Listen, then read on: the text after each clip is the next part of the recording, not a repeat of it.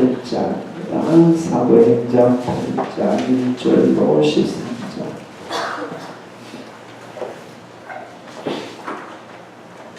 사도행전 8장 1절로 13절. 제가 가지고 있는 성경은 신약성경 200쪽. 신약성경 200쪽. 사도행전 8장 1절로 13절입니다. 사울은 그가 죽임을 당함을 마땅히 여기더라. 그날에 예루살렘에 있는 교회에 큰 박해가 있어 사도 유대인은 다 유대와 사마리아 모든 땅으로 흩어지니라. 경건한 사람들이 스데반을 장사하고 위하여 크게 울더라. 사울이 교회를 참멸할새 각 집에 들어가 남녀를 끌어다가 옥에 넘기니라. 그 흩어진 사람들이 두루 다니며 복음의 말씀을 전할새 빌립이 사마리아 성에 내려가 그리스도를 백성에게 전파하니 무리가 빌립의 말도 듣고 행하는 표적도 보고 한 마음으로 그가 하는 말을 따르더라. 많은 사람에게 붙었던 더러운 귀신들이 크게 소리를 지르며 나가고 또 많은 중풍병자와 못 걷는 사람이 나으니 그 성에 큰 기쁨이 있더라. 그 성에 시몬이라 하는 사람이 전부터 있어 마술을 행하여 사마리아 백성을 놀라게 하며 자칭 큰 자라 하니 낮은 사람으로부터 높은 사람까지 다 따르며 이르되 이 사람은 크다 일컫는 하나님의 능력이라 하더라. 오랫동안 그 마술에 놀랐으므로 그들이 따르더니 빌립이 하나님 나라와 및 예수 그리스도의 이름에 관하여 전도함을 그들이 믿고 남녀가 다 세례를 받으니 같이 합니다.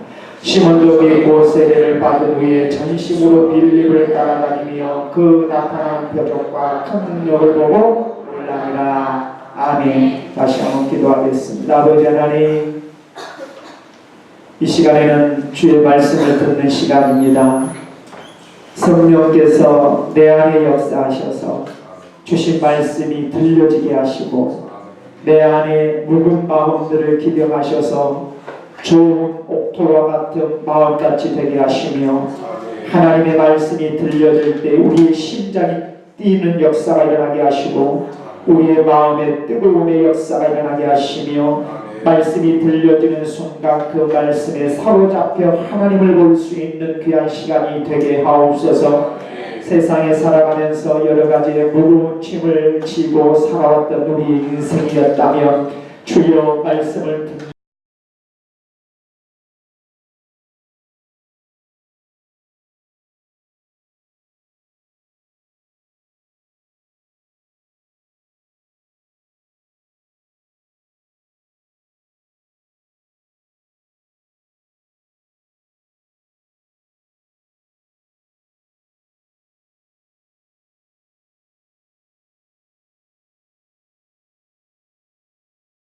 빛이 우리의 마음에 비춰지는 귀한 시간 되게 하옵소서.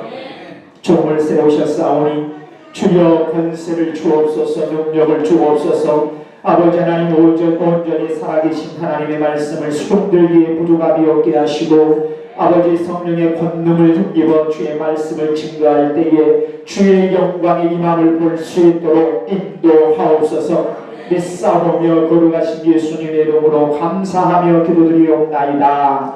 아멘. 우리 한번 인사 한번 하죠. 다시 한번. 우리 주님의 이름으로 사랑합니다 하면서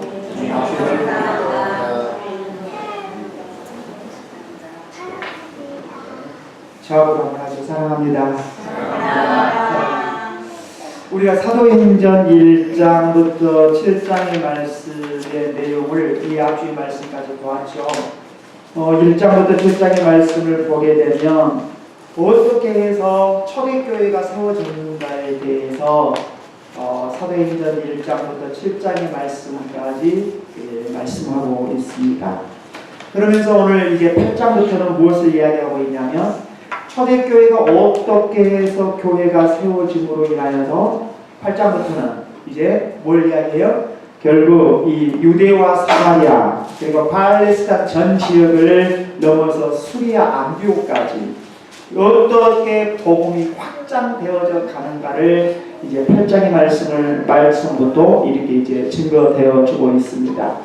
자, 그렇다면 유대와 사마리아, 이 팔레스틴 전역을 넘어서 수리아 안디옥까지 복음이 확장되어져 가는 그러한 모습을 볼 때, 우리가 이미 말씀을 볼 때 1장부터 7장의 말씀을 보면 어떻게 초대교회가 태동이 됐어요? 성령이 임함으로, 성령의 임함을 통하여서 초대교회가 태동하기 시작했고, 성령의 임함을 통하여서 교회가 태동하고 사도들의 복음이 증거되어지고, 사도들이 복음을 증거함으로 인하여서 많은 사람들이 죽게 돌아오는 그러한 역사가 일어났고, 많은 사람들이 죽게 돌아오는 과정 속에서 교회의 핍박이 일어났고, 교회의 핍박이 일어남으로 인하여서 그 대표적인 예가 어떠한 일들까지 일어났냐면, 사도행전 7장에서 이미 우리가 보셨던 것처럼 뭐예요? 스데반 집사가 돌에 맞아 순교하는 그러한 모습까지 우리가 이 말씀을 통해서 보게 됩니다.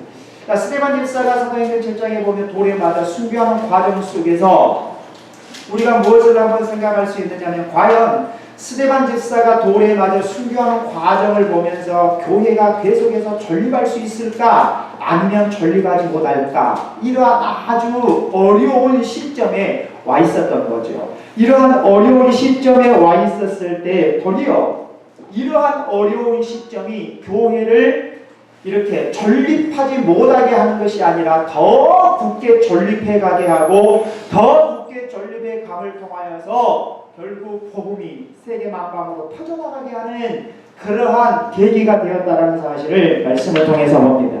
자, 이러한 이 박해의 사건, 이 박해의 사건을 통하여서 이제 사마리아, 유대, 팔레스틴, 안디옥에까지 이르러 이렇게 복음이 팍 퍼져나갈 수 있도록 하는 계기가 되는 이 역사를 어떻게 해서 이러한 일들이 일어났냐면, 이미 하나님께서, 예수님께서 사도행전 8장 말씀을 보면 사마리아, 유대와 땅끝까지 이르러 복음의 증인이 되라고 말씀하셨죠. 사마리아와 땅끝까지 이르러 복음의 증인이 되라, 이렇게 말씀하신 이 말씀이 결국 이 박해라는 사건, 스데반이 죽고 결국 이 박해라는 사건을 통하여서 교회가 확 퍼져나감을 통해서 복음이 전 지역으로 퍼져나가는 그러한 계기가 되었다는 사실을 여기에서 우리에게 말씀하고 있음을 보게 됩니다. 자, 그러면 어떤 면에서 보면 이제 이 박해가 초대교회, 우리가 한번 돌아보면요, 이 박해가 초대교회에 일어나지 않았더라면 과연 초대교회가 3,000명, 5,000명이 돌아오는 역사가 일어났잖아요. 그런데 이 박해가 일어나지 않았더라면 과연 이 예루살렘 초대교회의 성도들이 흩어지려고 생각했을까? 정말 예수님께서 너희가 성령의 권능을 받고 예루살렘과 유다와 사마리아와 땅끝까지 이르러 내 증인이 되라 라고 말씀했는데, 이들이 과연 흩어지려고 생각하지 않았던 거예요. 그래서 하나님께서는 흩어지려고 하지 않았던 그 백성들을 흩으시기 위해서 어떤 면에서 보면 뭘 사용하셨냐면 박해를 사용하셨죠. 그러니까 이것은 하나님의 경륜이에요. 만약에 박해를 일으키지 않았더라면, 스데반이 죽고 교회가 박해가 일어나지 않았더라면 초대교회는 어째요? 예수님께서 마지막 주신 지상 명령이었던 사마리아와 예루살렘과 땅끝까지 이르러 복음의 증인이 되라는 그 말씀을 따라 살려고 하지 않았을 거예요. 그러니까 예수님께서, 하나님께서는 어떻게 했어요? 이 초대교회에 박해를 주시고 박해를 통하여서 교회를 흩으셔서 결국 뭐하게 하셨느냐? 예수님께서 마지막 명령이었던 예루살렘, 사마리아, 땅끝까지 이르러 복음을 증거하게 하기 위해서 이 박해라는 것들을 사용하셨다는 사실들을 우리가 말씀을 통해서 보게 됩니다. 자, 교회는 무엇이냐? 교회를 이룸에 있어서는 형식도 가져야 합니다. 교회를 이룸에 있어서 형식을 가져야 할 뿐 아니라 무엇도 가져야 되냐면 또 내적인 것도 가져야 합니다. 그러면 교회가 어떤 형식을 갖춤에 있어서 그 내용은 뭐가 있어야 되냐면, 교회는 모이면 찬양하고, 모이면 기도하고, 모이면 예배하고, 흩어지면 뭐 해야 된다? 전도해야 된다. 이것은 어떤 겉모습의 형식뿐 아니라 그 내면의 내용까지 교회는 가지고 있어야 된다는 거죠. 그래서 교회는 항상 모이면 하나님 앞에 예배해야 되고, 모이면 기도해야 되고, 모이면 하나님 앞에 찬양해야 되고, 내가 흩어지면 뭐 해야 된다? 전도해야 된다. 이것이 교회가 가져야 할 형식과 내용입니다.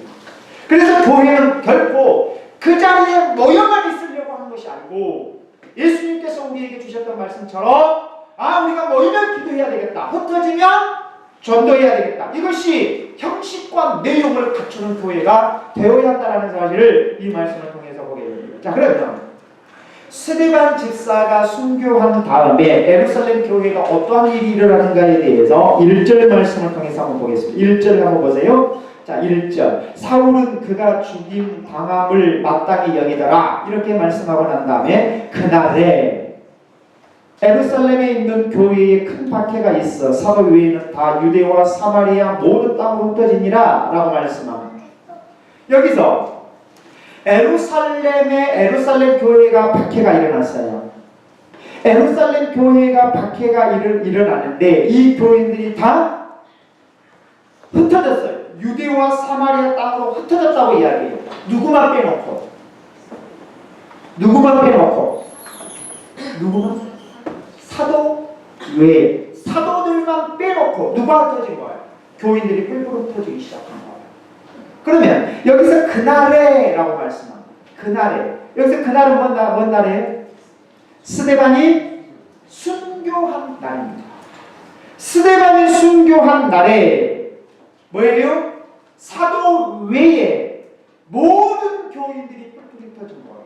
그러니까 스데반 집사가 1절 말씀해 보면 사울은 그가 죽임을 당함을 마땅히 여기더라 라고 말씀한 내용을 보면 스데반이 죽은 그날, 그죠? 예루살렘 교회는 사도 외에 모든 교인들이 다 뿔뿔이 흩어져 버렸다라는 사실을 1절에서 말씀하고 있음을 보게 되죠. 자, 그러면 왜 이렇게 뿔뿔이 흩어졌을까? 스데반이 죽고 난 다음에 사도 외에 왜 뿔뿔이 흩어졌을까? 그것은 바로 예루살렘의 교회에 핍박된 것입니다.